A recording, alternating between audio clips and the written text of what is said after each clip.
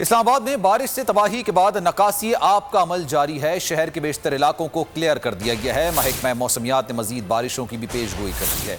مزید بتائیں گے ہمارے نمائندے شہباز احمد۔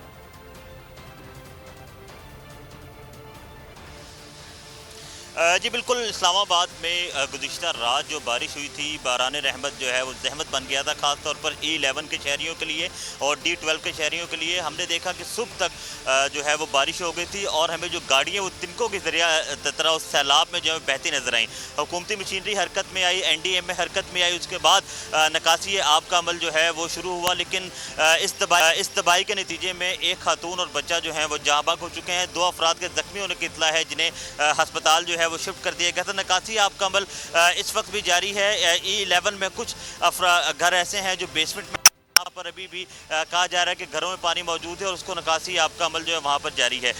330 ملی میٹر اب تک جو ہے وہ بارش ریکارڈ کی جا چکی ہے، لیکن ابھی بھی اس وقت بھی اسلام آباد میں ہلکی ہلکی بارش یعنی بوندا باندی ہو رہی ہے اور محکمہ موسمیات کے مطابق بارش کا یہ سلسلہ جو ہے آئندہ 2 روز یعنی کہ 30 جولائی تک یہ بارش کا یہ سلسلہ جاری رہے گا۔ اگر ہم اس کے ساتھ ساتھ راولپنڈی کی بات کریں تو راولپنڈی میں جو ہے وہ نالا لئی میں تغیاری آ گئی تھی، وہاں پر وزیر داخلہ شیخ رشید نے دورہ بھی کیا، پاک فوج کے دستے بھی پہنچے، امدادی کاموں میں انہوں نے حصہ بھی لیا۔ اسلام آباد کے جو 2 ڈیم ہے، راول ڈیم اور سملی ڈیم، ان کے سپل ویز بھی جو ہیں وہ کھول دیے گئے تھے۔ اس وقت انتظامیہ جو ہے مکمل والے افراد ہیں، انہیں الرٹ جاری کر دیا گیا ہے کہ وہ علاقے کو چھوڑ دیں اور ابھی بھی ہائی الرٹ پر جو ہے وہ کہا گیا ہے۔ اس کے علاوہ CDA کی جانب سے کہا گیا ہے کہ وہ E11 کے ایریا جو ہے وہ ان کے انڈر نہیں آتا، لیکن یہ جو آج جو بارش کے بعد تباہی مچائی ہے اس کا ذمہ دار بتایا جا رہا ہے کچھ نجی ہاؤسنگ سوسائٹیز کو، اور یہ کہا جا رہا ہے کہ ان کے خلاف جو ہے کارروائی بھی کی جائے گی کہ انہوں نے چائنا کٹنگ کی تھی۔ تو اس وقت اسلام آباد کی سچویشن یہ ہے کہ نکاسی آب کا عمل اس وقت جاری ہے۔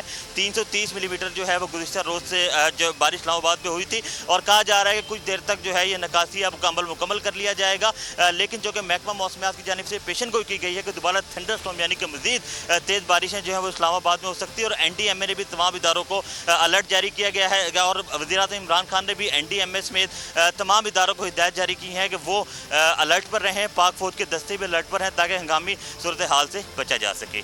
جی، صورتحال سے آپ آگاہ کر رہے تھے۔